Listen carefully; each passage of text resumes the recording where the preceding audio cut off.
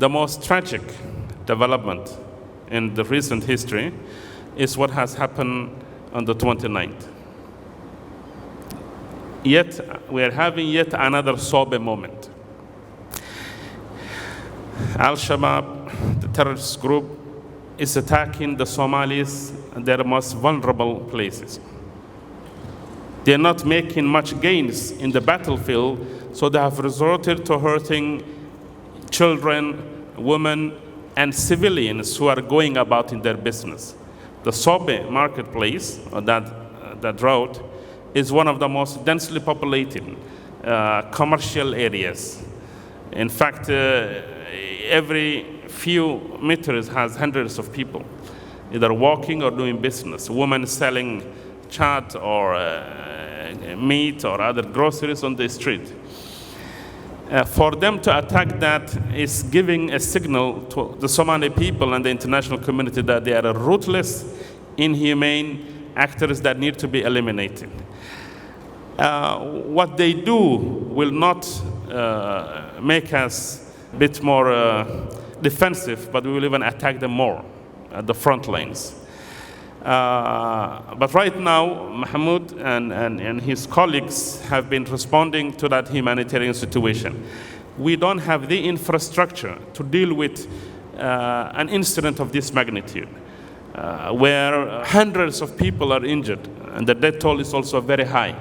That kind of situation needs some serious planning. It needs an infrastructure. Some of the hospitals are overwhelmed. Blood supply is sometimes a difficulty. The ambulances and that whole infrastructure for responding to an issue of such magnitude is truly overwhelming. However, the Somali people are very resilient and they often help each other in moments of need. And we also have very solid international partners that have come to our support in moments like this. In the past, some of our partners have helped us evacuate some of the more serious, critical cases to some of the countries. And now we are thinking of having facilities more in-house, perhaps even request some of our partners to send specialized doctors. Some of the areas that Somalis don't have specialization in is when people totally go to burnout, so dermatological specialists and things of that nature are not at our disposal.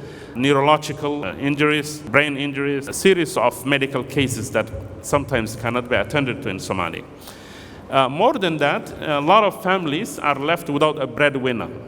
I must recall last time, institutions like the Save the Children were able to give a cushion to the families for 6 months or so that the children can keep on going to school unless we find other arrangements. So some of the things we're thinking about is to ensure that children continue to go to school. If they lose a parent, we should substitute that for them. Overall, though, we might have one situation unfolding after the other, but the big picture looks better to me. In the long run, we will defeat Al-Shabaab in the ideological front, in the military front, and in the financial front. And as we do that, we gradually intend to move away Somalia from a humanitarian situation to a more developmental. That journey is not going to be easy. It's not going to happen overnight, but it will happen with a set of coordinated policies and programs run through different ministries.